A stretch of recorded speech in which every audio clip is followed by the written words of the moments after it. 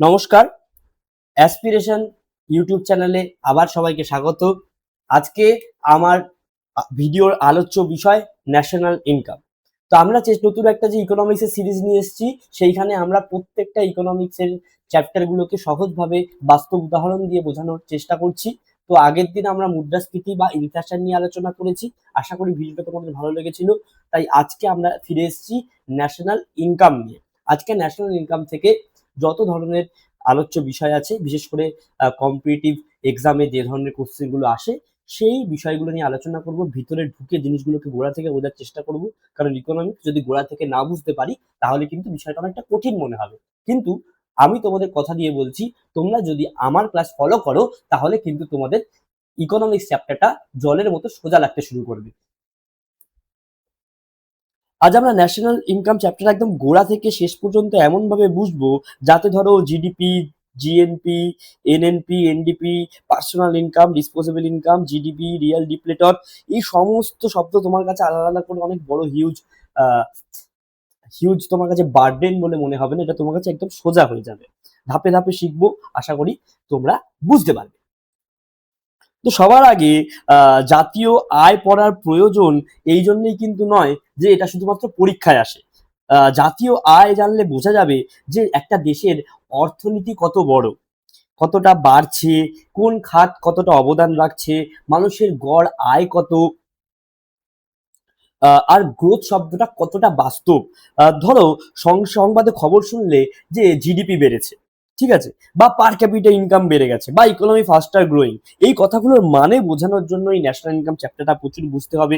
সরকারের পলিসি বলো, বাজেট বলো, এই প্রত্যেকটা ক্ষেত্রে সরকারের কত খরচা হচ্ছে, সংবাদের এই খবরগুলো বোঝানোর জন্য, জাতীয় যে জিডিপি এই টার্মগুলো বোঝানোর জন্য এই চ্যাপ্টারটা কিন্তু একটা কোর সাবজেক্ট।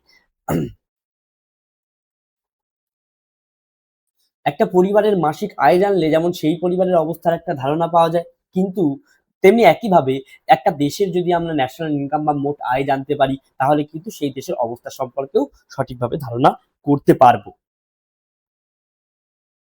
এরপরে ন্যাশনাল ইনকাম বলতে আমরা কি বুঝি সেটাই আসি। ন্যাশনাল ইনকাম বলতে একটা দেশের যে রেসিডেন্ট, তারা যে আয় করে, যে উৎপাদন প্রক্রিয়া থেকে যে আয়টা করছে, তার মোট মূল্যকে আমরা ন্যাশনাল ইনকাম বলি। এখানে দুটো শব্দ ভীষণ গুরুত্বপূর্ণ, একটা হচ্ছে রেসিডেন্ট আর একটা হচ্ছে উৎপাদন বা প্রোডাকশন।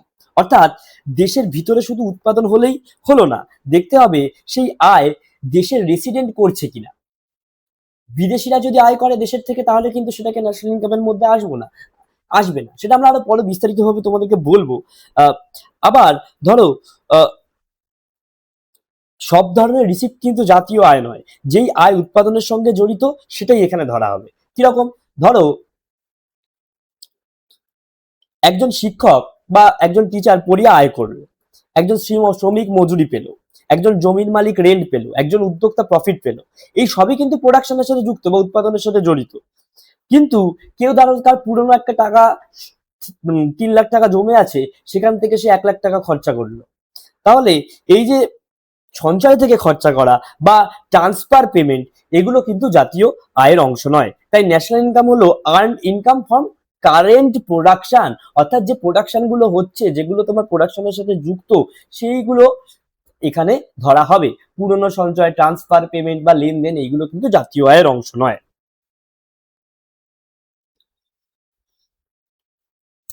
একটি ইকোনমিক্সে যা কিছু প্রডিউস হয় তা শেষ পর্যন্ত কারোর না কারোর কাছে ইনকাম হয়ে যায়।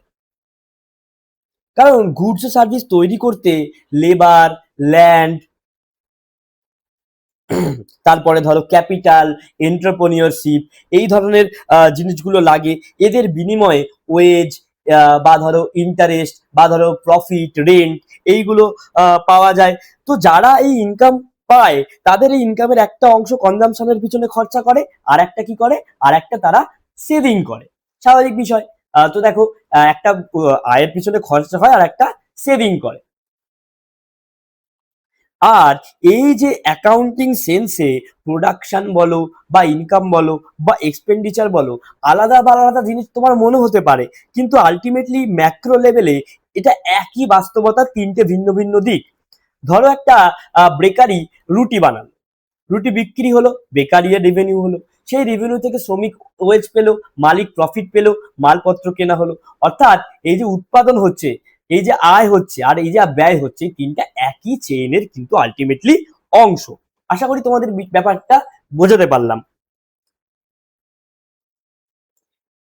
এই সার্কুলার ফ্লো অফ ইনকামটাকে ব্যাপারটা ভালো করে বোঝো। দেখো, house hold factor of production, যেমন ধরো লেবার, ল্যান্ড, ক্যাপিটাল, এই যে শব্দগুলো আমি একটু আগেই বলছিলাম, ফার্ম সেই ফ্যাক্টরগুলো ব্যবহার করে গুডস আর সার্ভিস প্রডিউস করছে, তাই না? তো গুডস আর সার্ভিস এইগুলো ব্যবহার করে প্রডিউস হচ্ছে। এর পরিবর্তে ওয়েজ, রেন্ট বা ইন্টারেস্টে কিছু না কিছু একটা পাচ্ছে। ধরো ঘর বাড়ি ভাড়া দিয়েছে, সেখান থেকে সে রেন্ট পাবে, বা কোনো সেখানে কাজ করছে সেখান থেকে ওয়েজ পাবে, বা টাকাটা ধরো খাটিয়েছে সেখানে ইন্টারেস্ট পাবে। তো এই ফার্মস হাউস হোল্ডকে এই জিনিসগুলো দিচ্ছে। হাউস হোল্ড আবার সেই আয় দিয়ে ফার্মস থেকে গুডস আর সার্ভিস কিনছে, তাই না? তো একইভাবে এই যে টাকাটা আলটিমেটলি একটা সার্কুলার ফ্লোতে চলছে। এখানে মানি ফ্লো আর রিয়াল ফ্লো দুটোই আছে। রিয়াল ফ্লো কোনটা? রিয়াল ফ্লো হচ্ছে যেটা তোমার ফ্যাক্টরস অফ প্রোডাকশন আর গুডস আর সার্ভিসের চলাচল। আর মানি ফ্লো হলো যেটা ফ্যাক্টর পেমেন্টস আর কনজাম্পশন এক্সপেন্ডিচারের চলাচল। এটা তোমাদের ভালো করে বুঝিয়ে আমি এখন বেসটা বলে রাখলাম। এরপরে যখন তোমাদের টার্মগুলো বলবো, CIGXM, এই জিনিসগুলো তখন তোমাদের আরো ডিটেলসে বলবো আজকের এই ভিডিওতেই। ধরো তুমি টিউশন পড়িয়ে ফিস পাচ্ছ, এটা তোমার ইনকাম। সেই ইনকাম দিয়ে বাজারে তুমি বাজার করলে, সেটা আবার একটা ইনকাম, অন্য কারো ইনকাম হয়ে গেল। বেসিক্যালি এটা একটা সার্কুলার ফ্লোতে টাকাটা ঘুরছে। বাস্তবে ইকোনমিতে হাউস হোল্ডস আর ফার্মস থাকলেই কিন্তু ছবিটা সম্পূর্ণ হয় না। গভর্নমেন্ট থাকে, দেখো একটা গভর্নমেন্ট একটা বিরাট বড় অংশ সরকার। কারণ দেখো সরকার ট্যাক্স নিয়ে খেলা করে ইন দ্য সেন্স তারা ট্যাক্স নেয় আবার ট্যাক্স দেয়। তো দেখো গভর্নমেন্ট হাউস হোল্ডস আর ফার্ম থেকে দুজনের থেকেই কিন্তু তারা ট্যাক্স নিচ্ছে, তাই না? তো আবার পাবলিক এক্সপেন্ডিচার করছে তারা। এই পাবলিক এক্সপেন্ডিচার কাদের জন্য করছে? হয় ফার্মদের জন্য করছে, নয়তো হাউস হোল্ডদের জন্য করছে। ফরেন সেক্টর যোগ হলে সেখানে এক্সপোর্ট আছে, ইম্পোর্ট আছে। তো দেখো সেইগুলো এইখানে এক্সপোর্ট যদি হয় তাহলে সেইগুলো তোমার এখান থেকে এক্সপোর্ট হচ্ছে। ধরো কোনো ফার্ম আছে, সেখান থেকে জিনিসপত্র এক্সপোর্ট হচ্ছে, সেই এক্সপোর্ট থেকে কোনো একটা জিনিস তৈরি হচ্ছে, আবার সেটা হাউস হোল্ডদের কাছে বিক্রি হচ্ছে। এই সবও কিন্তু ন্যাশনাল অ্যাকাউন্টের একটা অংশ হয়ে দাঁড়ায়।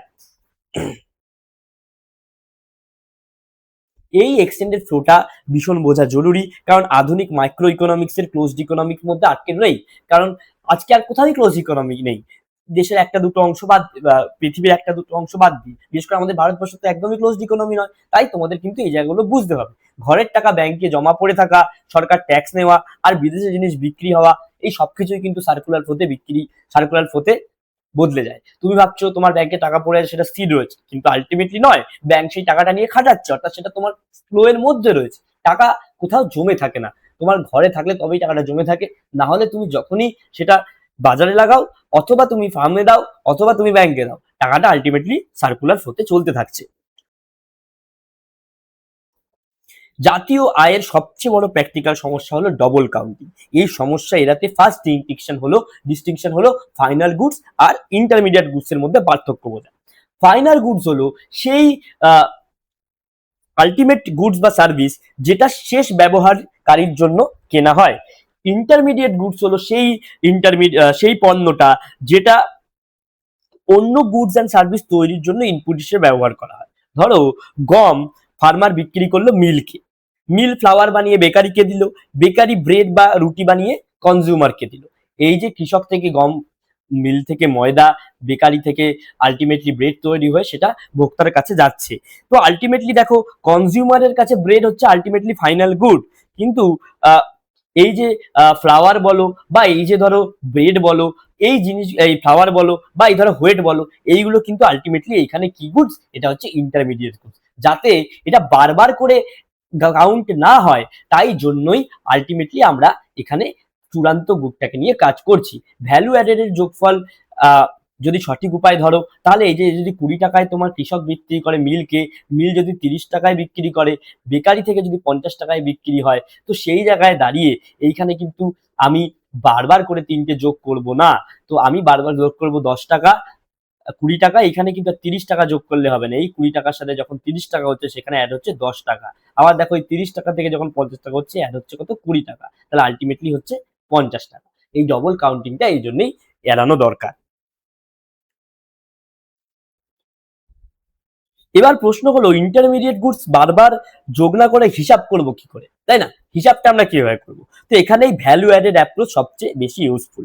ভ্যালু অ্যাডেড মানে হচ্ছে প্রতিটা স্টেজে নতুন করে যেটুকু মূল্য যুক্ত হচ্ছে সেইটুকু খালি যোগ করা। আমি একটু আগে যেটা বলছিলাম, এই যে ধরো 20 টাকা, এইখানে আগের থেকে যেহেতু গমের মূল্য শূন্য আমি ধরে নিচ্ছি, তাহলে সেই জায়গায় ভ্যালু অ্যাডেড হচ্ছে 20 টাকা। এরপরে যখন ময়দার মূল্য 35 টাকা হচ্ছে, এইখানে আমি যোগ করছি মাত্র 15 টাকা। এরপরে যখন 50 টাকা রুটির বিক্রিত মূল্য হচ্ছে, আগের থেকে 35 টাকা থেকে আমি বিয়োগ করছি, ভ্যালু অ্যাডেড কত, 35 টাকা। এইভাবে যখন আমরা যুক্ত করব তাহলে তখন আমার ডবল কাউন্টিং হবে না। এটাকেই, এই যে পদ্ধতিটা, প্রত্যেকটা স্টেজে যেটুকু ভ্যালু অ্যাড হচ্ছে সেই ভ্যালুটাকে আমি খালি টাকার ভ্যালুতে যোগ করছি, এইটাকেই বলা হয় হচ্ছে value added method. National income মাপার 3টে প্রধান পদ্ধতি রয়েছে। কি কি স্ট্যান্ডার্ড পদ্ধতি রয়েছে? প্রোডাকশন ইনকাম, অর্থাৎ কি দেখে প্রোডাকশন হলো, চূড়ান্ত পণ্যের বাজার মূল্য, যেখানে ভ্যালু অ্যাডেড পদ্ধতির যোগফলটা ব্যবহার করা হয়। ইনকাম মেথড, কার কার ইনকাম হলো, ধরো ভাড়া, মজুরি, সুদ, লাভ, কর্মচারীদের ক্ষতিপূরণ, সামগ্রিক আয় দৃষ্টিকোণ, এইখান থেকে যে টোটাল একটা ইনকাম মেথড আমরা ব্যবহার করতে পারি। আর হচ্ছে এক্সপেন্ডিচার মেথড, যেখানে চূড়ান্ত ব্যয়ের যোগফল আমরা হিসাব করি।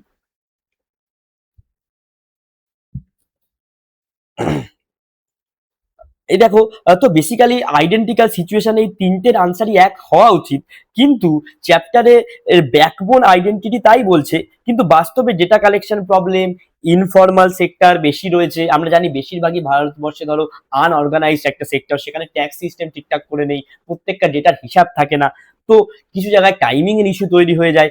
এই সমস্ত কারণে স্ট্যাটিস্টিক্যাল ডিসক্রিপেন্সি তৈরি হয়। এরপরে এই 3টে মেথড নিয়ে আমরা বিস্তারিত জানার চেষ্টা করি। সবার আগে প্রোডাকশন মেথডের কথা বলি। প্রোডাকশন মেথডেরই 3টে নাম আছে ভিন্ন ভিন্ন, একটা হচ্ছে গাল ভরা নাম আউটপুট মেথড, আর একটা হচ্ছে ভ্যালু অ্যাডেড মেথড। এই মেথডটা নিয়েই সবচেয়ে বেশি গুরুত্বপূর্ণ। তো দেখো, প্রোডাকশন মেথডে ইকোনমিক্স এর বিভিন্ন সেক্টর, সেটা এগ্রিকালচার সেক্টর হোক বা ধরো ইন্ডাস্ট্রি হোক বা সার্ভিসেস হোক, এ যত গুডস আর সার্ভিস তৈরি হচ্ছে, তো এই সমস্ত গুডস অ্যান্ড সার্ভিসকে সেগুলোর ভ্যালু অ্যাডেড যোগ করা হয়। সরাসরি ফাইনাল গুড ধরার থেকে ভ্যালু অ্যাডেড অ্যাপ্রোচ বেশি রিলায়েবল, কারণ এতে প্রোডাকশন চেন অনেক লম্বা হয়, সেই কারণে বারবার একই ডবল কাউন্টিং হয়ে যাওয়ার চান্স বেশি থেকে যায়। এই মেথড মূলত কাজ করে সেক্টর ওয়াইজ আউটপুট এস্টিমেট করা এবং ইন্টারমিডিয়েট কনজাম্পশন বাদ দিয়ে নেট ভ্যালু অ্যাডেড মেথড খুঁজে বার করা।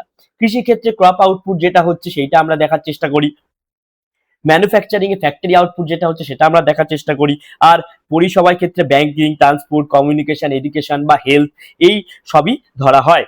এই মেথডে ডেটা কালেকশন একটা ভীষণ বড় চ্যালেঞ্জ হয়ে দাঁড়ায়। কি কি চ্যালেঞ্জ থাকে এখানে? বিশেষ করে ইনফর্মাল সেক্টরটা যেটা তোমাদের বলছিলাম, সেখানে সবসময় ডেটা হিসেব মতো পাওয়া যায় না। কিছু জায়গায় সেলফ এমপ্লয়মেন্ট থাকে, সেই জায়গায় সঠিকভাবে ডেটা পাওয়া যায় না। তো কিছু জায়গায় রেকর্ড সঠিকভাবে মেনটেন করা হয় না। এই জিনিসগুলো এই ক্ষেত্রে সবচেয়ে বড় চ্যালেঞ্জ হয়ে দাঁড়ায়। তবু প্রোডাকশন সাইড থেকে ইকোনমিক স্ট্রাকচার বোঝার জন্য এই মেথডটা কিন্তু ভীষণ ভীষণ ইম্পর্টেন্ট। এরপরে আমরা চলে আসি ইনকাম মেথডে। ইনকাম মেথডে আমরা কি দেখি? কারেন্ট প্রোডাকশন থেকে ফ্যাক্টরস অফ প্রোডাকশন কি কি ইনকাম পেয়েছে। সরলভাবে বললে ন্যাশনাল ইনকাম এখানে ফ্যাক্টরির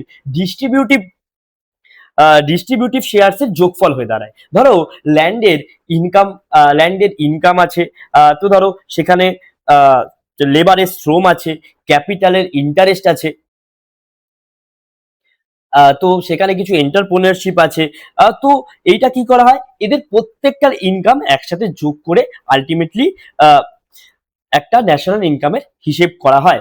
দেখো ভাড়া, মজুরি, সুদ, লাভ প্রত্যেকটা যোগ করে আমরা এখানে অ্যাগ্রিগেট ইনকাম বার করে থাকি। কারেন্ট প্রোডাকশন থেকে যত ফ্যাক্টর ইনকাম সৃষ্টি হয়েছে সেগুলো যোগ করলেই আমরা কি পেয়ে যাচ্ছি? অ্যাগ্রিগেট ইনকাম পেয়ে যাচ্ছি। এই মেথডটা খুব এলিগেন্ট, কারণ এখানে দেখা যায় যে প্রোডাকশন শুধু জিনিস তৈরির গল্প নয়, বন্টনের গল্পও বটে। এটা তোমাকে মাথায় রাখতে হবে। এখানে ধরো একটা ফ্যাক্টরিতে শ্রমিক ওয়েজ পাচ্ছে, শ্রমিক মালিক রেন্ট পাচ্ছে, ব্যাংক ইন্টারেস্ট পাচ্ছে, সবগুলো যোগ করছি, তাহলে এই যে আয়ের বন্টন, সেই বন্টনটাও কিন্তু আমরা এই মেথড থেকে বুঝতে পারি। আর এক্সপেন্ডিচার মেথডের অ্যাগ্রিগেটে ফাইনাল যে স্পেন্ডিং, সেই দিক থেকে এটাকে দেখা হয়। কিরকম, ধরো এই শেয়ার ফর্মুলা যেটা, এটা এটা পরীক্ষাতে ভীষণ ভীষণ আসে, আমরা এটা নিয়ে আরো পরে বিস্তারিতভাবে আলোচনা করব। দেখো জিডিপি সমান সমান সি আই জি এক্স আর হচ্ছে এম, এই প্রত্যেকটা জিনিস আমাকে বুঝতে হবে। এখানে সি সি মানে তো বুঝতেই পারছো হাউস হোল্ডের যেটা কনজাম্পশন এক্সপেন্ডিচার, আই মানে হচ্ছে তোমার ইনকাম সরি ইনভেস্টমেন্ট এক্সপেন্ডিচার, যেটা ইনভেস্ট করা হচ্ছে।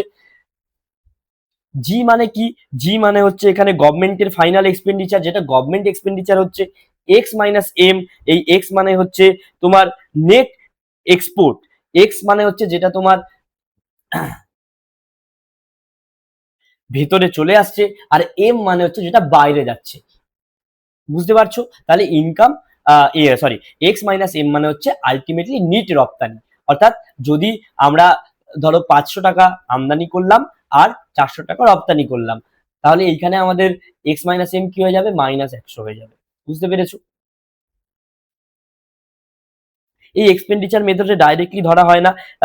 তো এইখানে কি হয়, এখানে ট্রান্সফার পেমেন্ট যেমন পেনশন, স্কলারশিপ, আনএমপ্লয়মেন্ট অ্যালাওয়েন্স, এইগুলো কিন্তু এক্সপেন্ডিচার তোমার মনে হতে পারে, কিন্তু এগুলো কারেন্ট প্রোডাকশনের বিনিময়ে ব্যয় নয়। এখানে কিন্তু প্রোডাকশনের বিনিময়ে যে ব্যয়টা, সেই জিনিসটাকে কেবলমাত্র ধরা হচ্ছে। তো সেইখানে দাঁড়িয়ে এই জিনিসগুলো এখানে ধরা হয় না।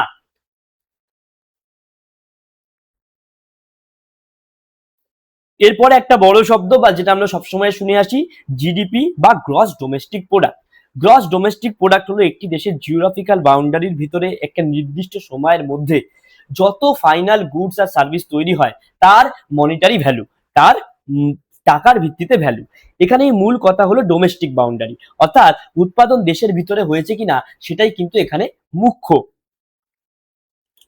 প্রডিউসার যে যে জিনিসটা তৈরি করছে সে ভারতীয় না বিদেশি, সেটা এখানে ফার্স্ট কনসার্ন নয়। যদি কোনো ফরেন কোম্পানি এসে ভারতের ভিতরে এসে সেখানে প্রোডাকশন তৈরি করলো, তবে সেটা ইন্ডিয়ার জিডিপি অংশ হবে। আবার কোনো ইন্ডিয়ান কোম্পানি যদি বাইরের দেশে গিয়ে প্রোডাকশন তৈরি করে, সেটা কিন্তু জিডিপির অংশ হবে না। তাই জিডিপির মানে হচ্ছে domestic production capacity, market size, sectoral strength, এই জিনিসগুলোর ইন্ডিকেটর। কারণ নামটাই দেখতে পাচ্ছ, ভারতের মধ্যে যদি কোরিয়ান কোম্পানি গাড়ি বিক্রি করে, তার আউটপুট কিন্তু ভারতের জিডিপিতেই ধরা হবে, কারণ ভারতের মাস এটা কনজিউম করছে, তাই না? তাহলে প্রশ্ন আসছে জিএনপি বা জিএনআই কি? জিএনপির ফুল ফর্ম হচ্ছে গ্রস ন্যাশনাল প্রোডাক্ট। তাহলে দেখো, গ্রস ন্যাশনাল প্রোডাক্ট বা গ্রস ন্যাশনাল ইনকাম, এটা আমরা কিভাবে আসি? তো দেখো, জিডিপি জিডিপির সাথে যদি আমরা এনএফআইএ যুক্ত করি, এনএফআইএ মানে কি, এনএফআই এর ফুল ফর্ম কি? এনএফআই এর ফুল ফর্ম হচ্ছে net factor income from abroad, from abroad. দেখো, আমি একটু আগেই বলছিলাম যে একটা কোরিয়ান কোম্পানি যদি ভারতে এসে তোমার কোনো জিনিস আয় করছে, সেটা কিন্তু জিডিপির ভিতরে যুক্ত হবে, কিন্তু জিএনপিতে কিন্তু সেটা হবে না। ইন্ডিয়া আর অ্যাব্রড, এই ইন্ডিয়া থেকে যেই টাকাটা তারা যে ট্যাক্সটা দেবে, সেটা ভারতবর্ষে যেহেতু কোম্পানিটা অবস্থিত নয়, কোরিয়ায় অবস্থিত, তাহলে তারা কোরিয়াতে গিয়ে ট্যাক্সটা দেবে। আবার ভারতীয় যে কোম্পানি, ধরো জাগুয়ার, সে যদি বিদেশে কোনো গাড়ি বিক্রি করে, তাহলে সেখানে ট্যাক্সটা কোথায় দেবে? ডোমেস্টিক ট্যাক্স পাশাপাশি সে এখানে এসেও ট্যাক্স দেবে। তাহলে net factor income from abroad হলো ইনফ্লো মাইনাস আউটফ্লো, অর্থাৎ বাইরের থেকে আমরা যে টাকাটা পাচ্ছি সেটা মাইনাস আমাদের দেশ থেকে যে টাকাটা বাইরে যাচ্ছে। তাহলে ন্যাশনাল আর ডোমেস্টিক, এই টার্ম দুটো ভালো করে মাথায় রাখো।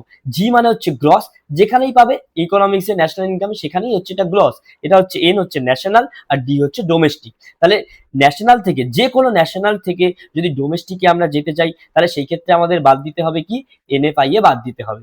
অর্থাৎ national factor, sorry net factor income from abroad যদি জিএনপি থেকে বাদ দিই, তাহলেই আমরা জিডিপি পেয়ে যাব।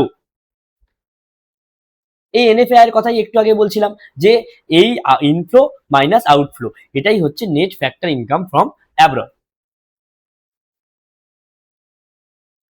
এরপরে হচ্ছে গ্রস আর নেট। গ্রস আর নেটের পার্থক্যের কেন্দ্রে রয়েছে একটাই জিনিস, সেটা হচ্ছে ডেপ্রিসিয়েশন। ডেপ্রিসিয়েশন, ডেপ্রিসিয়েশন কি জিনিস? ধরো একটা বছরে একটা ফ্যাক্টরি, ধরো এই ফ্যাক্টরিটা প্রথম বছরে 100 টাকার আউটপুট দিল, পরের বছরে গিয়ে আহ, আহ, এই পিছনে ধরো মেশিনের ওয়্যার অ্যান্ড টেয়ার বা ধরো মেইনটেনেন্স কস্ট হলো 10 টাকা, তাহলে নেট কন্ট্রিবিউশন এখানে কত? 90 টাকা। তাই এই যে 10 টাকা আমি এর পিছনে খরচা করলাম, এটাই হচ্ছে ডেপ্রিসিয়েশন। অর্থাৎ এই যে ভ্যালুটা রয়েছে এখানে 50,000, সেটা এটা যদি 2016 সালে হয়, তাহলে 17, 18, 19, 20, 20 সালে গিয়ে দেখা গেল এখানে ভ্যালুটা দাঁড়ালো 10,000। এই যে ভ্যালুটা কমে গেল, এই ভ্যালুটাকেই আমরা বলি ডেপ্রিসিয়েশন। তাহলে গ্রস থেকে নেটে পাওয়া যেতে গেলে আমরা কি করতে হবে? এই যে ডেপ্রিসিয়েশন বা অবক্ষয়, সেইটাকে আমাকে একটা কস্ট ধরে তার বাদ দিতে হবে। তুমি যদি আজকে একটা কোনো গাড়ি কেনো, 2 চাকা গাড়ি কেনো বা 4 চাকা গাড়ি কেনো, তার সার্ভিসের পিছনে তুমি যেটা খরচা করছো সেটাই হচ্ছে আলটিমেটলি ডেপ্রিসিয়েশন। এরপরে চলে আসি এনডিপি আর এনএনপি তে। তো একটু আগে বলছিলাম জি, জি মানে আমরা কি বলছিলাম? গ্রস।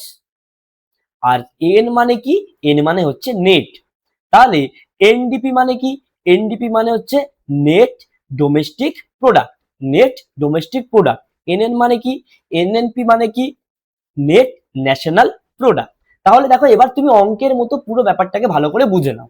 আমরা একটু আগেই দেখেছি জিডিপি বা gross domestic product. Domestic product থেকে আমি যদি ন্যাশনাল প্রোডাক্টে যেতে চাই, ডোমেস্টিক থেকে ন্যাশনালে যেতে গেলে আমাকে কি করতে হবে? দেখো একটু আগেই আমরা দেখলাম যে আমরা যদি ডোমেস্টিক থেকে ন্যাশনালে যেতে চাই, ডোমেস্টিক থেকে যদি ন্যাশনালে যেতে চাই, তাহলে তার সাথে কি যুক্ত করতে হবে? এনএফআই এ যুক্ত করতে হবে। তো দেখো সেটাই হচ্ছে মেন ফ্যাক্টর। জিডিপির সাথে যদি আমরা এনএফআই এ বা বিদেশ থেকে কতটা ইনকাম এলো সেটা যদি যোগ করি, তাহলে এখানে জিএনপি বা গ্রস ন্যাশনাল প্রোডাক্ট পেয়ে যাবো। এবার ধরো গ্রস ন্যাশনাল প্রোডাক্ট থেকে তুমি নেট ন্যাশনাল প্রোডাক্টে যেতে চাইছো, গ্রস থেকে নেটে যখনই যেতে হবে তখন আমি কি বাদ দেবো? ডেপ্রিসিয়েশন বাদ দেবো। তখনই আমি কি বাদ দেবো? ডেপ্রিসিয়েশন বাদ দেবো। তাহলে দেখো যদি আমি বলি এখন এনএনপি মানে কি, নেট ন্যাশনাল প্রোডাক্ট, এনএনপি থেকে তোমার ধরো জিএনপি থেকে এনএনপি তে আসতে হবে। আবার দেখো গ্রস থেকে তোমার নেটে আসতে হচ্ছে, তাহলে কি বাদ দিতে হবে? ডেপ্রিসিয়েশন বাদ দিতে হবে। গ্রস থেকে নেটে আসতে গেলে ডেপ্রিসিয়েশন বাদ দেবো। বোঝা গেছো? একইভাবে যখন ডোমেস্টিক থেকে ন্যাশনালে যেতে হবে, কি যোগ করব? National net factor income for abroad যোগ করব। তাহলে ডি থেকে এন এ যেতে গেলে আমরা কি যোগ করছি? এনএফআই এ যোগ করছি। আর ডি থেকে এনে জি থেকে এনে যেতে গেলে কি বাদ দিচ্ছি? ডেপ্রিসিয়েশন বাদ দিচ্ছি। বোঝা গেছে? আর এইখানে তাই এনআইটিটা আছে, এটার ফুল ফর্মটা আমি এখন বলে দিচ্ছি। Net indirect taxes. আর এনআই মানে হচ্ছে national income. Net indirect tax. ভেবো না আমি এটা বললাম না, এটা আমি পরের স্লাইডে একটু পরেই আছে, আমি সেটা নিয়ে বিস্তারিত আলোচনা করব। এখন খালি এইটুকু ফান্ডটা বুঝে নাও যে ডোমেস্টিক থেকে যদি আমাকে ন্যাশনালে যেতে হয়, তাহলে ডোমেস্টিক থেকে আমাকে কি যোগ করতে হবে? ডোমেস্টিকের সাথে বাইরে থেকে আমরা কতটা ইনকাম করছি সেটা যোগ করতে হবে। আর গ্রস থেকে যদি নেটে যেতে হয়, তাহলে আমাকে ডেপ্রিসিয়েশন বাদ দিতে হবে। এখানে আর একটা রিফাইনমেন্ট আসে, কি কি? একটা হচ্ছে ফ্যাক্টর মার্কেট প্রাইস, আর একটা হচ্ছে ফ্যাক্টর কস্ট। মার্কেট প্রাইস আর একটা হচ্ছে ফ্যাক্টর কস্ট। কনজিউমার কোনো গুডস কেনার সময় যে দামটা দেয় সেটা হচ্ছে মার্কেট প্রাইস। আমরা প্রফিট অ্যান্ড লসে অঙ্ক করার সময় দেখেছি যে মার্কেট প্রাইসের উপরে আমরা ডিসকাউন্ট দিচ্ছি, তাই না? তো কনজিউমার যেটা পে করে সেটা হচ্ছে মার্কেট প্রাইস। কিন্তু প্রডিউসার বা ফ্যাক্টর অফ প্রোডাকশন যে অ্যাকচুয়াল অ্যামাউন্ট পায় সেটা কিন্তু মার্কেট প্রাইসের সাথে সমান নাও হতে পারে। কারণ মার্কেট প্রাইসের মধ্যে ইনডিরেক্ট ট্যাক্স যুক্ত থাকে, যেমন ধরো জিএসটি যুক্ত থাকে, তাই না? যে প্রাইসটা হয় সেটা তুমি যে আজকে 10 টাকার পার্লেজি বিস্কুট কেনো সেটার মধ্যেও কিন্তু জিএসটি ইনক্লুডেড থাকে। তো আলটিমেটলি কোম্পানি যেই টাকাটা পাচ্ছে সেইটা হচ্ছে ফ্যাক্টর কস্ট। তো ব্যাপারটা কি? ব্যাপারটা হচ্ছে ফ্যাক্টর কস্ট পেতে গেলে আমরা কি করব? আমরা মার্কেট প্রাইস থেকে ইনডাইরেক্ট ট্যাক্সটা বাদ দেব। আর কি হতে পারে? আর হতে পারে যে গভর্নমেন্ট এই জিনিসটা কেনার জন্য একটা সাবসিডি দিচ্ছে 5 টাকা। তাহলে এই 5 টাকাটাও কে পাবে? এই 5 টাকাটাও কিন্তু ওই কোম্পানিটা পাবে। তাহলে সেই ক্ষেত্রে কোনো বাজারের দামে যদি 100 টাকা হয়, তার মধ্যে ট্যাক্স যদি 15 টাকা হয়, যদি সাবসিডি 5 টাকা হয়, তাহলে ফ্যাক্টর কস্ট পেতে গেলে আমরা কি করব? ফ্যাক্টর কস্ট পেতে গেলে 100 থেকে আমরা 15 বাদ দেবো, তার সাথে এই সাবসিডির কস্টটা যোগ করব। তাহলে আমার ফ্যাক্টর কস্টটা কত দাঁড়াবে? ফ্যাক্টর কস্টটা আলটিমেটলি দাঁড়াবে 90 টাকা। সহজ করে বললে কনজিউমার যা দেয় আর প্রডিউসার যা পায় দুটো এক জিনিস নয়। তাহলে কনজিউমার যেটা দিচ্ছে সেটা হচ্ছে মার্কেট প্রাইস, আর প্রডিউসার যেটা পাচ্ছে সেটা হচ্ছে ফ্যাক্টর কস্ট। এই ন্যাশনাল নেট সরি এই যে আমরা বলছি নেট ন্যাশনাল প্রোডাক্ট যেটা মার্কেট প্রাইসে মাপা হয় সেইটা হলো ন্যাশনাল কনসেপ্ট, নেট কনসেপ্ট আর মার্কেট প্রাইস ভ্যালুয়েশন। কিন্তু মার্কেট প্রাইস থেকে ফ্যাক্টর কস্টে আসতে গেলে আমরা একটু আগেই বলছিলাম কি করতে হয়। মার্কেট প্রাইস থেকে যে কোনো মার্কেট প্রাইস, সেটা এনএনপি হোক আর জিএনপি হোক, এনএনপি আর ফ্যাক্টর কস্ট যদি আমাকে পেতে হয় মার্কেট প্রাইস থেকে, তার থেকে আমাকে কি বাদ দিতে হবে? ইনডাইরেক্ট ট্যাক্স বাদ দিতে হবে। আর কি যুক্ত করতে হবে? সাবসিডি যুক্ত করতে হবে। এই যে আমরা পাচ্ছি net national net national product at factor cost, এইটাই হচ্ছে আমার মূল ভাবনা বা এটাই হচ্ছে আমার মূল ধারণা। কেন? কারণ আলটিমেটলি এই এনএনপি অ্যাট এইচসি বা net national product at factor cost, এটাকেই আমরা ন্যাশনাল ইনকাম বোঝাই, বা এটা বলতেই আমরা ন্যাশনাল ইনকামকে বোঝাতে পারি। কারণ এখানে ন্যাশনাল কনসেপ্ট রয়েছে, অর্থাৎ এইখানে দেখো আমি জিডিপি থেকে যখন জিএনপি তে আসছি তখন বাইরে থেকে যে ইনকাম আছে সেটা আমরা অলরেডি যুক্ত করে ফেলছি। জিএনপি থেকে যখন এনএনপি আসছি এখান থেকে অলরেডি ডেপ্রিসিয়েশনটা বাদ চলে যাচ্ছে। আর এই এনএনপি থেকে যখন এনআই তে আসছি বা এনএনপি অ্যাট মার্কেট প্রাইস থেকে যখন এনএনপি অ্যাট ফ্যাক্টর কস্টে আসছি তখন আমার ইনডাইরেক্ট ট্যাক্স আর সাবসিডি গুলো অ্যাডজাস্ট হয়ে যাচ্ছে। তাই আলটিমেটলি যেটা পড়ে থাকছে অর্থাৎ net national product at factor cost, এইটাই হচ্ছে আমার ন্যাশনাল ইনকাম। আশা করি বুঝতে পেরেছো কিভাবে ফ্লোটা তৈরি হয়। জিডিপি থেকে জিএনপি তে আসলাম, জিএনপি থেকে এনএনপি তে আসলাম, এনএনপি থেকে ডাইরেক্ট ট্যাক্সটা বাদ দিলাম, চলে আসলো ন্যাশনাল ইনকাম। তাহলে পরীক্ষা এখান থেকে প্রশ্ন আসতে পারে যে কোনটা ন্যাশনাল ইনকাম, দিয়ে চারটি জিনিস দিয়ে দেবে, GDP, GNP, NNP at market price, NNP at factor cost. তো এনএনপি অ্যাট ফ্যাক্টর কস্টই হচ্ছে আমার আলটিমেটলি ন্যাশনাল ইনকাম। এইভাবে সহজ ভাষায় তোমাদের ইকোনমিক্স কোনো বাংলা চ্যানেলে পাবে না, শুধুমাত্র অ্যাসপিরেশন চ্যানেলে পাবে। আমি ইন্দ্রনীল স্যার তোমাদেরকে আশ্বস্ত করছি যে এই সিরিজটা পুরোপুরি দেখে নাও। ইকোনমিক্স নিয়ে তোমাদের কোনো ডাউট থাকবে না, তোমরা আর বলবে না যে ইকোনমিক্স কঠিন সাবজেক্ট, কারণ বাস্তব রান হয় ইকোনমিক্স আর পলিটি দিয়ে, আর এই সাবজেক্ট দুটোই কিন্তু আমাদের ছোটবেলা থেকে শেখানো হয়নি। তো আমাদের এখন শিখতে হবে। তো ভিডিওটা গুলো দেখতে থাকো আর কমেন্টে জানাও যে কি ভালো লাগছে। যদি তোমার মনে হয় যে এই জিনিসটা খারাপ সেটাও মুখের উপর জানাও, আমি অ্যাকসেপ্ট করতে প্রস্তুত। তোমাদের কথা শুনবো তবেই তো ইমপ্রুভ করবো। তো বলো ভিডিওগুলো কেমন লাগছে। এরপরে কতগুলো টার্ম নিয়ে আমরা জানবো, পার্সোনাল ইনকাম, ডিসপোজেবল ইনকাম আর per capita income. Personal income হলো হাউস হোল্ড বা ইন্ডিভিজুয়ালের অ্যাকচুয়ালি রিসিভড ইনকাম, অর্থাৎ যে ন্যাশনাল ইনকাম থেকে তো সরাসরি ভাবে সেটা পুরোটা ভারত তোমার পুরো টাকাটা তো ভারত বলছি মানুষের হাতে আসে না। তো মানুষের হাতে যে অ্যাকচুয়াল ইনকামটা আসে সেটা হচ্ছে পার্সোনাল ইনকাম। ধরো তুমি কনজিউমার, তুমি ধরো প্রোডাক্ট বিক্রি করছো, তুমি যখন কিছু বিক্রি করছো জিএসটি কেটে নেবে, তো আলটিমেটলি তোমার হাতে যেটা আসবে সেটা হচ্ছে তোমার national personal income. National income থেকে কর্পোরেট ট্যাক্স বাদ যেতে পারে, আনডিস্ট্রিবিউটেড প্রফিট বাদ যেতে পারে, সোশ্যাল সিকিউরিটি কন্ট্রিবিউশন ইত্যাদি অ্যাডজাস্ট করার পরে বা ট্রান্সফার পেমেন্ট কিছু হলো সেগুলো যোগ করার পরে আলটিমেটলি পার্সোনাল ইনকাম পাওয়া যায়। এই পার্সোনাল ইনকাম থেকে যদি ডিসপোজেবল ইনকাম পেতে যায়, এই পার্সোনাল ইনকাম থেকে আমাকে পার্সোনাল ট্যাক্স বাদ দিতে হবে। পার্সোনাল ট্যাক্স যদি আমরা বাদ দিয়ে দিই তাহলেই আমরা ডিসপোজেবল পার্সোনাল ইনকাম পেয়ে যাবো। তাহলে পার্সোনাল ইনকাম থেকে পার্সোনাল ট্যাক্স আর যে ডিডাকশন গুলো আছে সেগুলো যদি বাদ দিয়ে দিই তাহলে সেইগুলো আমরা আলটিমেটলি পাবো ডিসপোজেবল পার্সোনাল ইনকাম। ধরো একটা গভর্নমেন্ট এমপ্লয়ি 5,000 টাকা গ্রস স্যালারি পাচ্ছে, সেখান থেকে সে ইনকাম ট্যাক্স দিয়ে দিল, জিএসটি কিন্তু এখানে দিচ্ছে না। তো পার্সোনাল পে, এটাকে বলে পার্সোনাল ট্যাক্স, অর্থাৎ বা যেটা আমরা সরাসরি ডাইরেক্ট ট্যাক্স, যেটা ডাইরেক্ট ট্যাক্স দিচ্ছি, বা সেখান থেকে ধরো কন্ট্রিবিউশন হচ্ছে, ধরো লাইসেন্স ফি কাটছে, এই সমস্ত কেটে নেওয়ার পরে আলটিমেটলি যে টাকাটা সে সেভ করার জন্য বা স্পেন্ড করার জন্য হাতে পাচ্ছে বা নেট পাচ্ছে সেটাই হচ্ছে ডিসপোজেবল পার্সোনাল ইনকাম।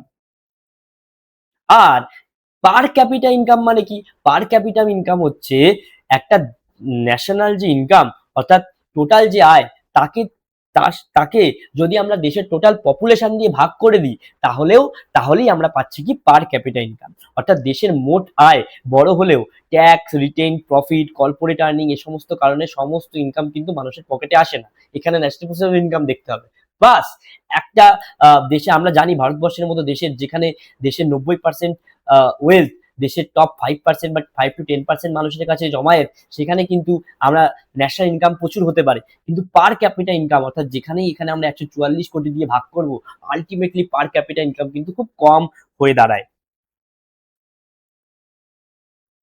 এর পরের বিষয় হচ্ছে নমিনাল জিডিপি আর real GDP.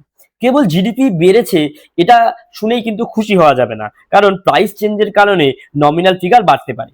Nominal GDP current প্রাইসে হিসাব করা হয়, নমিনাল জিডিপি কারেন্ট প্রাইসে হিসাব করা হয়, তাই আউটপুট না বাড়লেও শুধু দাম বাড়লে নমিনাল জিডিপি বেড়ে যেতে পারে। Real GDP real GDP constant বা বেস ইয়ারের প্রাইসে হিসাব করা হয়, তাই প্রাইস এফেক্ট বাদ দিয়ে অ্যাকচুয়াল আউটপুট চেঞ্জ আমরা রিয়েল জিডিপির মাধ্যমে বুঝতে পারি। আর এইখানেই একটা কনসেপ্ট আসছে জিডিপি ডিফলেটর, এটা নিয়ে আমরা একটু কথা বলো। ধরো একটা 100টা পণ্য 120 টাকায় বিক্রি হয়েছে, গত বছর কিন্তু 100 টাকায় বিক্রি হয়েছে, এখানে ভ্যালু একই থাকলেও, আউটপুট একই থাকলেও নমিনাল ভ্যালু বেড়ে যাচ্ছে, তাই এখানে কিন্তু রিয়েল অ্যানালিসিসটা দরকার, সেই জন্যই জিডিপি ইনফ্লেটরটা জরুরি। জিডিপি ইনফ্লেটর হলো ইকোনমি ওয়াইড প্রাইস চেঞ্জ বোঝার একটা গুরুত্বপূর্ণ সূচক। জিডিপি ইনফ্লেটর কাকে বলে? নমিনাল জিডিপি ভাই রিয়েল জিডিপি ইনটু 100 করলেই আমরা জিডিপি ইনফ্লেটর, জিডিপি ডিফ্লেটর পাই। এখানে একটা ধরো তুমি বুঝতে পারবে সবচেয়ে ভালো জিডিপি ডিফ্লেটর, ধরো এখানে ধরো 7,000 টাকা নমিনাল জিডিপি, তার আগে 7,000 টাকা নমিনাল জিডিপি, এইখানে কিন্তু 100 রয়েছে। এরপরে দেখো যখন এটা 8,350 হয়ে গেছে নমিনাল জিডিপি, রিয়েল জিডিপি কত বেড়ে হয়েছে? 7,500, তাহলে এটা বেড়ে কত হচ্ছে? 111.3%। তাহলে বেস ইয়ার যদি আমার 2010 হয়, সেইখান থেকে কতটুকু বাড়লো? 11.33% বেড়েছে। এটা 100 ছিল, এটা 111.3 হয়েছে, তাই না? তো এটা তোমাকে বুঝতে হবে যে নমিনাল আর রিয়ালের মধ্যে প্রাইস কম্পোনেন্ট কতটা রয়েছে। তো দেখো রিসেন্টলি এখানে একটা বলা বলা জরুরি একটা জিনিস, যে জিডিপির বেস ইয়ার, এই বেস ইয়ার গুলো কিন্তু চেঞ্জ হয় বহু দিন ধরে। 2011 সালেকে 11-12 সালকে বেস ইয়ার বলে ধরা হতো, কিন্তু রিসেন্ট জিডিপির জন্য বেস ইয়ার ধারণ করা হয়েছে 2022-23 সাল।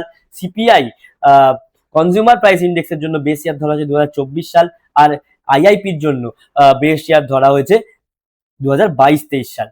তো একটু আগেই তোমাদের বলছিলাম যে কি সমস্যা হয়, ধরো প্রচুর পুরনো থেকে আমরা যদি হিসাব করি, তাহলে কিন্তু এখানে ইনফ্লেশনটা ভীষণ এফেক্ট ফেলে দেয়, সেইখানে সঠিক ডেটা আমরা পেতে পারি না। সেই কারণে সরকার বেস ইয়ারটাকে চেঞ্জ করেছে, যাতে আমাদের কারেন্ট ডেটাটা অ্যাকুরেট হয়।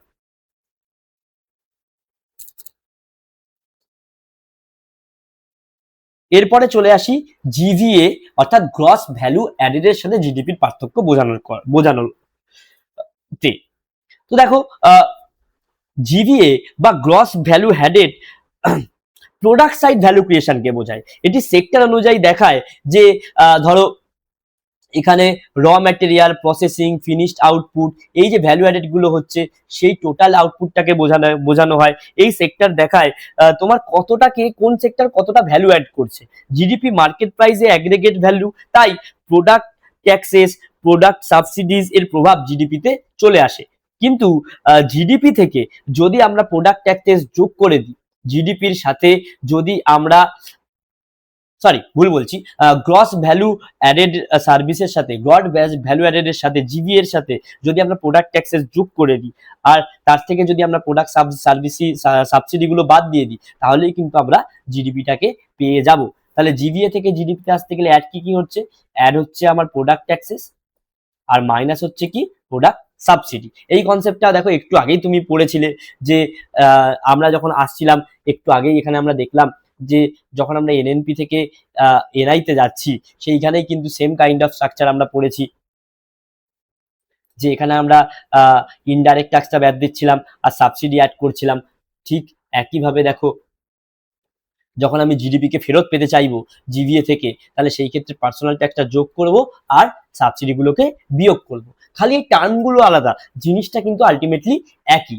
তো জায়গাটাকে তুমি আলাদা করে ভেবো না, জিনিসটাকে অ্যাজ এ কনসেপ্ট দেখো, তাহলে এই জিনিসটা অনেকটা ইজি মনে হবে।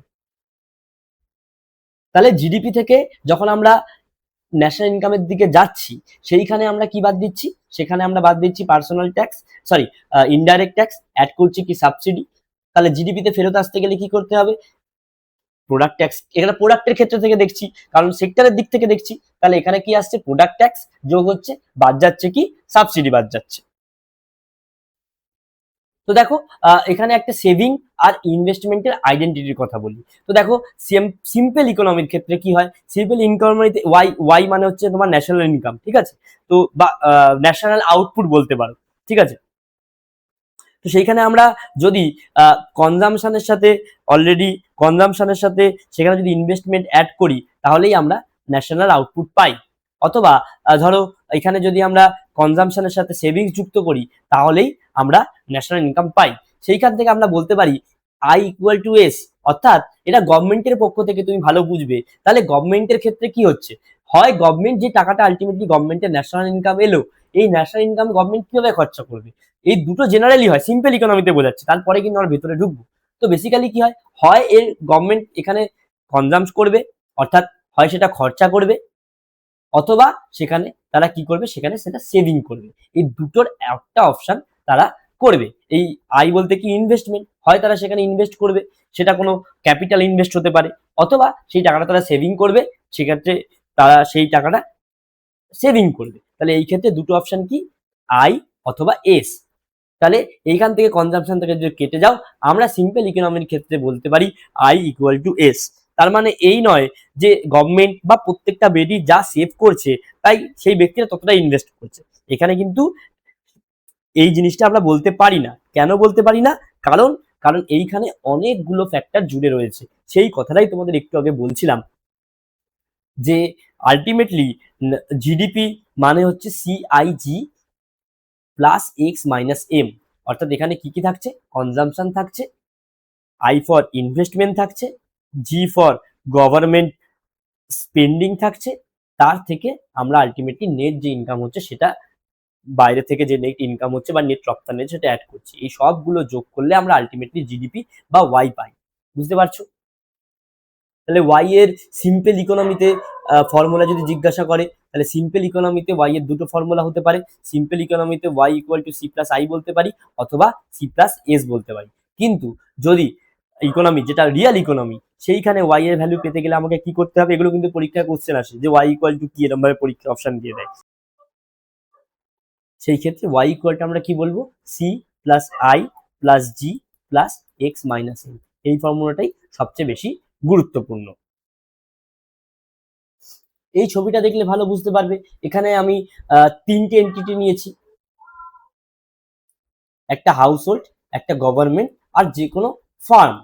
এইখানে দুটো মার্কেট হয়, একটা হচ্ছে প্রোডাক্ট মার্কেট, একটা হচ্ছে ফ্যাক্টর মার্কেট। হাউস হোল্ড থেকে ধরো হাউস হোল্ড ফার্ম থেকে কোনো জিনিস কিনছে, সেখানে ফিজিক্যাল প্রোডাক্ট কিনছে, তাহলে সেখানে প্রোডাক্ট ফ্লো হচ্ছে, ফিজিক্যাল ফ্লো হচ্ছে, তার বদলে হাউস হোল্ড ফার্মকে কি দিচ্ছে, মনিটারি মার্কেট টাকা দিচ্ছে, তাহলে সেখানে মানি ফ্লো হচ্ছে। এই মানি ফ্লো হচ্ছে, তার মধ্যে থেকে সরকার কিছু ট্যাক্স নিচ্ছে, আবার এখানে যে ফিজিক্যাল ফ্লো হচ্ছে সেখান থেকেও সরকার কিছু জিএসটি নিচ্ছে, তাহলে সরকার এখান থেকে টাকা পায়।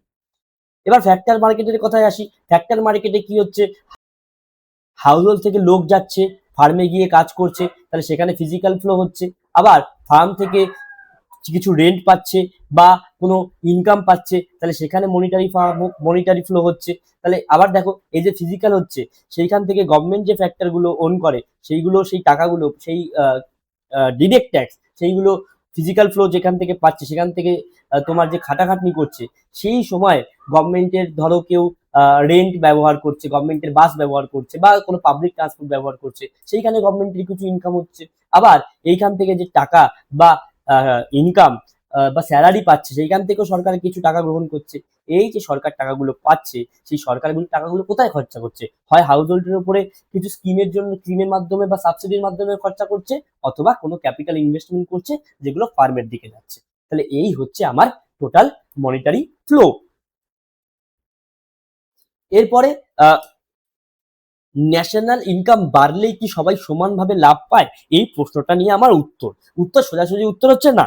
কারণ দেখো অ্যাগ্রেগেট আউটপুট বা অ্যাগ্রেগেট ইনকাম বাড়া মানে ইকোনমি বড় হয়েছে, কিন্তু কার হাতে কত আয় গেল সেইটা কিন্তু এখান থেকে বোঝা যাবে না। কারণ এইখানে অনেক কিছু প্রশ্ন আসে, ইনইকুয়ালিটি বাড়লো না কমলো, আনএমপ্লয়মেন্ট বাড়লো না কমলো, এনভায়রনমেন্ট নষ্ট হলো কিনা, এই সমস্ত কিছু আলাদা আলাদা প্রশ্ন। তাই ন্যাশনাল ইনকামের ইকোনমিক পারফরমেন্স বোঝার জন্য অসাধারণ ইন্ডিকেটর অবশ্যই ন্যাশনাল ইনকাম, কিন্তু এই যে ফুল ফ্লেজ ওয়েলফেয়ার ইন্ডিকেটর কিন্তু এটা নয়। জিডিপি বেড়েছে কিন্তু পলিউশন বেড়ে গেছে, আনপেড হাউস হোল্ড ওয়ার্ক ধরা হয়নি, ইনকাম কয়েকজনের মধ্যে কনসেন্ট্রেটেড রয়েছে, তাহলে কিন্তু সেই ক্ষেত্রে ন্যাশনাল ইনকাম দিয়ে মানুষের ওয়েলবিং বোঝানো যাবে না। একটা শহরে বড় বড় মল তৈরি হতে পারে, অফিস তৈরি হতে পারে, সেখানে জিডিপি বাড়তে পারে, কিন্তু সেখানে গ্রামের আয় যদি না বাড়ে, পরিবেশ যদি খারাপ হয়ে যায়, হেলথ কস্ট যদি বেড়ে যায়, তাহলে কিন্তু সেটার পিকচারটা আলটিমেটলি আলাদা হয়ে যায়। আর এইখানে এই গল্পগুলো আসে, সেই গল্পগুলো থেকে আসে লোরেন্জ কাপ বা গিনি কোএফিসিয়েন্টের মতো বিষয়গুলো। ইনকাম ডিস্ট্রিবিউশন বোঝার জন্য সবচেয়ে পরিচিত ভিজুয়াল টুল হলো লরেন্জ কাপ। লরেন্জ কাপ কি? এখানে ধরো তোমার হরাইজেন্টাল অ্যাক্সিসে পপুলেশনের কিউমুলেটিভ শেয়ার বোঝানো হয়, অর্থাৎ তোমার এই যে ইনকাম, সেই ইনকামের কত পার্সেন্ট এর হাতে বেশি ইনকাম হচ্ছে, হাইয়েস্ট ইনকাম কত পার্সেন্ট মানুষের কাছে রয়েছে। এ দেখো 0 থেকে 25%, 50%, 75%, 100%, বুঝতে পারছো? আর এইখানে যে তোমার ভার্টিক্যাল অ্যাক্সিসে বোঝা যাচ্ছে কিউমুলেটিভ শেয়ার অফ ইনকাম। অর্থাৎ কি? অর্থাৎ ধরো পারফেক্ট যদি ইকোনমি হয়, অর্থাৎ যদি এই যে লাইন অফ ইকুয়াল ডিস্ট্রিবিউশন, সেইখানে মানে কি দাঁড়াবে? সেইখানে দেশের 20% মানুষের কাছে দেশের 20% ইনকাম, দেশের 50% মানুষের কাছে ন্যাশনাল ইনকাম 50%। কিন্তু আমরা জানি ভারতবর্ষের ক্ষেত্রে কি, দেশের 90% ইনকাম 10% মানুষের ক্ষেত্রে। এইটা বোঝানোর জন্যই হচ্ছে লরেন্জ ক্যাপ। অর্থাৎ 45 ডিগ্রি যদি হতো, অর্থাৎ দেশের সেই সংখ্যক মানুষের কাছে যদি সেই পার্সেন্টেজ অফ ইনকামই থাকতো, তাহলে সেটাকে আমরা বলতাম যে লাইন অফ ইকুয়াল ডিস্ট্রিবিউশন। ঠিক আছে? আর এই যে ইনইকুয়ালিটি, এইটাকে সংখ্যাকে বোঝানোর জন্য আমরা কি ব্যবহার করি? গিনি কোএফিসিয়েন্ট ব্যবহার করি। গিনি কোএফিসিয়েন্ট কি জিনিস? এই গিনি কোএফিসিয়েন্ট হচ্ছে এই যে টোটাল, ধরো এইটা হচ্ছে ভারতের অ্যাকচুয়াল কার্ভ, ঠিক আছে, ইনইকুয়ালিটির দিক থেকে, যে 25% মানুষের কাছে ধরো এরকম ভাবে 0 থেকে ধরো খুব 5% ইনকাম আছে, আলটিমেটলি 100% মানুষের কাছে 100%। কিন্তু আলটিমেটলি গিয়ে আমরা যখন দেখছি যে দেশের কিউমুলেটিভ শেয়ার অফ ইনকাম, সেটা অনেক কম পার্সেন্ট মানুষের কাছে, অনেক কম বেশি পার্সেন্ট শেয়ার রয়েছে। সেই ক্ষেত্রে গ্রাফটা অনেকটা স্টিফ হয়ে যাবে, বুঝতে পারছো? তাহলে সেই ক্ষেত্রে আমরা বলবো কি, এই যে এ পার্টটা, এটা হচ্ছে উপরে থাকবে, আর এই যে টোটাল পার্টটা এ প্লাস বি, এটা থাকবে নিচে। তাহলে এ বাই এ প্লাস বি করলেই আমরা কি পেয়ে যাব? আমরা পেয়ে যাব গিনি কোএফিসিয়েন্ট। ঠিক আছে? তাহলে গিনি কোএফিসিয়েন্ট কি বোঝায়? এই ইনইকুয়ালিটিকে সংখ্যায় প্রকাশ করার কাজে ব্যবহার করা হয়। এটা যদি 0 হয়, অর্থাৎ এখানে যদি পুরোই 0 হয়, তাহলে তো দেখতেই বুঝতে পারছো এ প্লাস বি তো থাকবেই না, সেখানে এও থাকবে না, 0 হয়ে যাবে, তাহলে সেটা হবে 0। আর যদি 1 হয়, তার মানে হচ্ছে এটা পারফেক্ট ইনইকুয়ালিটি, অর্থাৎ দেশের মানে 0% মানুষের কাছেই পুরো ইনকাম রয়েছে, বুঝতেই পারছো।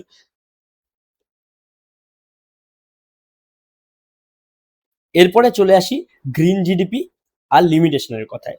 আহ, তো দেখো, গ্রিন জিডিপির ধারণা এসেছে যে কারণে, সেটা সাধারণত জিডিপি বা national income environmental degradation, natural resource depletion বা অবক্ষয়, পলিউশন কস্ট, এই সবকে যথাযথভাবে রিফ্লেক্ট করে না। তাই গ্রিন জিডিপি চেষ্টা করে গ্রোথের হিসাবকে এনভায়রনমেন্টাল অ্যাডজাস্টমেন্টের সাথে দেখতে। এর বাইরে আরো লিমিটেশন আছে। আনপেড হাউস হোল্ড ওয়ার্ক ধরা হয় না, নন মনিটারি সেক্টর বোঝা পুরো খুবই কঠিন। তাই আলটিমেটলি এটা আমরা ওই দিকটা দেখার জন্য ব্যবহার করি না। কিন্তু গ্রিন জিডিপি চেষ্টা করে যে এইখানে ধরো এয়ার পলিউট হচ্ছে, ওয়াটার পলিউট হচ্ছে, সয়েল পলিউট হচ্ছে, ফরেস্ট লস হচ্ছে, মিনারেল বা ফসিল ফুয়েলের আমরা সেটাকে শোষণ করে ফেলছি, সাস্টেনেবল গ্রোথ কতটা হচ্ছে, বেটার পলিসি ডিসিশন মেকিং, এই সমস্ত ক্ষেত্রে গ্রিন জিডিপি সাহায্য করে। জিডিপি থেকে এই যে এনভায়রনমেন্টাল ড্যামেজগুলোকে যদি আমরা বাদ দিয়ে দিই, আর ন্যাচারাল সোর্সের যে ডিপ্রেশন হচ্ছে সেগুলোকে যদি আমরা বাদ দিয়ে দিই, তাহলে আমরা গ্রিন জিডিপি পাবো। এটাকে মাপা খুবই কঠিন, এটাই এর লিমিটেশন, যে কোয়ান্টিফাই করা কস্ট, যে ধরো 1 একর জমি আমরা নষ্ট করে ফেললাম বা গাছ কেটে ফেললাম, তাহলে আলটিমেটলি সেটা কষ্টে কতটা, সেটা বোঝা খুব জরুরি, সেটা বোঝা খুব কঠিন। এখানে কোনো ইউনিভার্সাল মেথড নেই যেখানে ডেটা গেপ তৈরি হয়। সেই কারণে শর্ট টার্ম জিডিপির ড্রপও দেখা যায় এবং গ্রিন জিডিপিতেও আলটিমেটলি ফারাক পড়ে। তাহলে দেখো, আমরা ফুল চ্যাপ্টারটাকে একবার করে গুছিয়ে নেওয়ার চেষ্টা করি। এখানে আমি খুব একটা সিম্পল ছকের মাধ্যমে বোঝানোর চেষ্টা করি। তো দেখো, আলটিমেটলি তুমি যেই কোনো জায়গা থেকে যে কোনো জায়গায় নিজেরাই যেতে পারবে। তো দেখো, আমি এখানে জিডিপি অ্যাট মার্কেট প্রাইসে রেখেছি। তুমি জিডিপি ভাবো এটাকে, ঠিক আছে, কিছু বলা নেই, মানে যেটা মার্কেট প্রাইসে, এটা সবসময় মাথায় রাখো। তাহলে জিডিপি থেকে যদি জিএনপি তে যেতে হয়, ডোমেস্টিক থেকে তুমি নেটে যাচ্ছ, সরি, ডোমেস্টিক থেকে তুমি ন্যাশনালে যাচ্ছ, তাহলে কি বাদ দেবে সেখান থেকে? ডোমেস্টিক থেকে কি বাদ দেবে? ডোমেস্টিক থেকে বাদ দেবে নেট ন্যাশনাল সরি, ডোমেস্টিক সাথে যুক্ত করবে কি? Net national income from abroad. তাহলে এখান থেকে যদি এইখানে আসতে হয়, তাহলে সেখান থেকে বাদ দিচ্ছি আমি এনএফআইএ। আবার ধরো তুমি জিডিপি থেকে তুমি যেতে চাইছো এনডিপি তে, তাহলে সেক্ষেত্রে ডেপ্রিসিয়েশন বাদ দিলেই হবে, কারণ এটা মানে গ্রস, এটা মানে নেট, তাই না? তাহলে এবার ধরো তুমি জিডিপি আর এমপি থেকে জিডিপি আর ফ্যাক্টর কস্টে যেতে চাইছো, সেখান থেকে তোমায় কি বাদ দিতে হবে? নেট ইনডাইরেক্ট ট্যাক্সেস বাদ দিতে হবে। এইভাবে তুমি যে কোনো জায়গা থেকে যে কোনো জায়গায় যেতে পারো। আবার দেখো এখানে জিএনপি আছে, আবার দেখো সেই একই, এই এই এন থেকে আমি এই ডিতে আসছিলাম, কি বাদ দিচ্ছিলাম? এনএফআইএ বাদ দিচ্ছিলাম। তেমনি একইভাবে এই এন থেকেও যদি এ ডিতে আসি, সেখানেও নেট ফ্যাক্টর ইনকাম বাদ দেবো। আবার তুমি এইখানেও দেখো, এই ডি থেকে তুমি এই এনে যেতে চাও, তাহলে ডি থেকে এনে যেতে গেলে কি যোগ করতে হবে? এনএফআইএ যোগ করতে হবে। একইভাবে তুমি যেই কোনো টার্ম থেকে যে কোনো টার্মে যেতে পারবে, তুমি যদি মেন ফান্ডাটা বুঝে যাও। তাহলে এই গেল হচ্ছে আমার পুরো চ্যাপ্টার ন্যাশনাল ইনকামের। এবার আমরা কিছু কোশ্চেন দেখি, যেগুলো তোমরা নিজেরা নিজেরা ভিডিও বলার চেষ্টা করো, তাহলে আমারও ভালো লাগবে। প্রথম কোশ্চেন আমার কাছে যেটা রয়েছে সেটা হচ্ছে, জিডিপি কোন কনসেপ্টকে ভালোভাবে বোঝায়? এখানে চারটে অপশন রয়েছে। অপশন এ, রেসিডেন্সের মোট আয়, ডোমেস্টিক টেরিটরির final output, disposable income, per capita welfare. বলো এর মধ্যে কোনটা হবে? হ্যাঁ, অবশ্যই ডোমেস্টিক টেরিটরি। গ্রস মানে কি? ডোমেস্টিক। তাহলে ডোমেস্টিক টেরিটরির ফাইনাল আউটপুট হচ্ছে আমার জিডিপি। ভ্যালু অ্যাডেড মেথডের প্রধান উদ্দেশ্য কি? ভ্যালু অ্যাডেড মেথডের প্রধান উদ্দেশ্য কি? হ্যাঁ, একদম ঠিক বলেছো, ডবল কাউন্টিং এড়ানো। আমরা একটু আগে দেখছিলাম ডবল কাউন্টিং এড়ানোর জন্যই আমরা ফাইনাল গুড আর ইন্টারমিডিয়েট গুডের গল্প দেখছিলাম। সেখানে আমরা কৃষি থেকে বেকারির গল্প আসছিলাম। সেখানে আমরা দেখেছি ভ্যালু অ্যাডেড মেথডের প্রধান উদ্দেশ্য কি? ডবল কাউন্টিংটাকে এড়িয়ে যাওয়া। নেক্সট প্রশ্ন, ন্যাশনাল ইনকাম মেথড কোন অ্যাগ্রিগেটরের সাথে যুক্ত? ইনকাম মেথড কোন অ্যাগ্রিগেটরের সাথে যুক্ত? হ্যাঁ, একদম ওয়েজের সাথে যুক্ত। ইনকাম মানে হচ্ছে দেখো ওয়েজ, বাকিগুলো দেখো তুমি বুঝতে পারছো, অনলি দেখা আছে মানে সেইগুলো হবে না, হিসেব সোজা। নেক্সট, জিডিপি থেকে যদি আমি জিএনপি তে আসতে চাই, তাহলে দেখো ডোমেস্টিক থেকে নেটে আসবে। ডোমেস্টিক থেকে নেটে আসতে গেলে কি যুক্ত করবে? অবশ্যই এনএফআই এ যুক্ত করবে, তাই না? নেক্সট প্রশ্ন, নেট কনসেপ্টে গ্রস থেকে কোনটা বাদ দিতে হয়? একটু আগেই বলছিলাম গ্রস থেকে নেটে যেতে গেলে কি বাদ দিতে হয়? হ্যাঁ, ডেপ্রিসিয়েশন বাদ দিতে হয়, একদম ঠিক। এরপরে এনএনপি আর এফসি, এটাকে আমরা কি বলি? অবশ্যই বলেছিলাম এনআই বলি, অর্থাৎ ন্যাশনাল ইনকাম বলি, একদম ঠিক। তাহলে এটাকে আমরা বলবো কি? National income. এরপরে দেখো, ফ্যাক্টর কস্ট থেকে, সরি, মার্কেট প্রাইস থেকে যদি ফ্যাক্টর কস্টে আসতে চাই, তাহলে আমি কি যোগ করব? এখানে আমি বলেছিলাম net income tax. Next, indirect tax. Net indirect tax মানে কি? Indirect tax minus subsidy. Disposable personal income কি করে আমরা পাবো? একদম, যে পার্সোনাল ইনকাম থেকে যদি আমরা পার্সোনাল ট্যাক্স বা ডিরেক্ট ট্যাক্স গুলোকে বাদ দিয়ে দিই, তাহলেই আমরা কি পাবো? পার্সোনাল ইনকাম পেয়ে যাব। পার ক্যাপিটা ইনকাম বলতে কি বোঝায়? পার পার্সন কতটা অ্যাভারেজ ইনকাম, টোটাল পপুলেশন দিয়ে আমরা ভাগ করছি কাকে? ন্যাশনাল ইনকামকে ভাগ করছি। তাহলে এখানে অ্যাভারেজ ইনকাম পাই। যেমন আমরা বলি যে 5টা পার্সনের ধরো টোটাল ইনকাম 5,000 টাকা, তাহলে গড়ায় কত হলো? ভাই 5 করি তো। একইভাবে এখানেও এটা অ্যাভারেজ বার করছি, তাহলে অ্যাভারেজ ইনকাম পার পার্সন হচ্ছে পার ক্যাপিটা ইনকাম। এরপরে দেখো, রিয়াল জিডিপি তে কোন প্রাইস বেস হিসেবে ধরা হয়? রিয়াল জিডিপিতে কনস্ট্যান্ট বেস ইয়ারের প্রাইস। আমি একটু আগে বলছিলাম যে বেস ইয়ার থেকে কতটা চেঞ্জ হয়েছে সেটাই আমরা দেখি। তাহলে বেস ইয়ারটা রিয়াল জিডিপিতে ধরা হয়, তাই না? তোমাদের কাছে প্রশ্ন, যে কনজিউমার প্রাইস ইন্ডেক্সের ক্ষেত্রে রিসেন্টলি ভারতবর্ষের সরকার বেস ইয়ার চেঞ্জ করেছে, বর্তমান বেস ইয়ারটা কোন সাল? কোন সাল থেকে কোন সাল বা কোন সাল? তোমরা কমেন্ট বক্সে জানাও। জিডিপি ইনফ্লেটরের ফর্মুলা কি? জিডিপি ইনফ্লেটরের ফর্মুলা কি? Nominal GDP by real GDP. এটা কিন্তু খেয়াল রাখো, real GDP by nominal GDP কিন্তু নয়, নিচে রিয়াল জিডিপি থাকবে, তাহলে nominal GDP by real GDP into 100। তাহলে জিডিপি, এবার দেখো জিডিপি আর জিবি এর পার্থক্যের মধ্যে একটা কারণ কি, দেখো এখানে ডোমেস্টিক আছে, তাহলে ডোমেস্টিক আর এখানে ভ্যালু অ্যাডেড মেথড আছে, তাহলে এখানে পার্থক্য কি হবে, অবশ্যই হ্যাঁ প্রোডাক্ট, ট্যাক্স আর সাবসিডি। এই গেল হচ্ছে আমাদের আজকে ন্যাশনাল ইনকামের ভিডিও। আশা করি ভিডিওটা তোমাদের ভালো লেগেছে। আবার বলছি, যদি সোজাভাবে ইকোনমিক্স বুঝতে চাও তাহলে অবশ্যই আমাদের চ্যানেলে যুক্ত হয়ে যাও। আমি এভাবেই প্রত্যেকটা চ্যাপ্টার তোমাদের বোঝাবো। আর আমাদের নতুন ব্যাচ শুরু হয়েছে শ্যামপুরে। যারা পুলিশের constable, SI, SSC, PSC, rail, defence, state এই সমস্ত পরীক্ষার প্রস্তুতি নিতে চাইছো, তারা অবশ্যই অরিজিৎ স্যারের সাথে যোগাযোগ করো এই নিচে দেওয়া নাম্বারে। আমাদের শান্তিপুরে ব্যাচ শুরু করেছে sir, Arijit sir, Sushant sir আর আমি মিলে ব্যাচটা শুরু করেছি। যারা জিডির প্রিপারেশন চাইছো, ফাউন্ডেশন ব্যাচে ভর্তি হতে চাইছো উচ্চ মাধ্যমিক দিয়ে, কিংবা পুলিশ হতে চাও, অথবা রেলের এনটিপিসি বা গ্রুপ ডি টার্গেট করছো, তারা অবশ্যই আমাদের শান্তিপুরের ব্যাচে ভর্তি হতে পারো। তারা 9046243543 নাম্বারে যোগাযোগ করো। আর আমাদের পালপাড়া সেন্টারে আমরা কম্বাইন্ড ব্যাচ শুরু করেছি, গ্র্যাজুয়েশন শেষ হলে বা উচ্চ মাধ্যমিক শেষ হলে। পালপাড়া, চাকদা, নদিয়াতে আমাদের এই মেন সেন্টার। এই মেন সেন্টারে আমাদের হোস্টেল ফেসিলিটি রয়েছে, তাই তুমি পৃথিবীর যে কোনো প্রান্তে থাকো তোমরা এখানে এসে পড়াশোনা করতে পারো। আমাদের সাথে যোগাযোগ করে নিচে দেওয়া দুটো নাম্বারের মধ্যে যে কোনো একটা নাম্বারে। আর যদি ভিডিওটা ভালো লেগে থাকে অবশ্যই লাইক করে দাও। তোমরা অনেকেই সাবস্ক্রাইব করোনি এখনো চ্যানেলটাকে, রিকোয়েস্ট করছি বারবার করে সাবস্ক্রাইবটা করো, না হলে আমাদের মোটিভেশনটা কোত্থেকে পাবো বলো তো। তো চ্যানেলটাকে সাবস্ক্রাইব করে নোটিফিকেশন বেলটা প্রেস করো, ভিডিওটা বন্ধুদের সাথে শেয়ার করো, কমেন্ট করে জানাও আর কি বিষয়ে ভিডিও দেখতে চাও। আজকের মতো আসছি, টাটা, দেখা হচ্ছে পরের ভিডিওতে।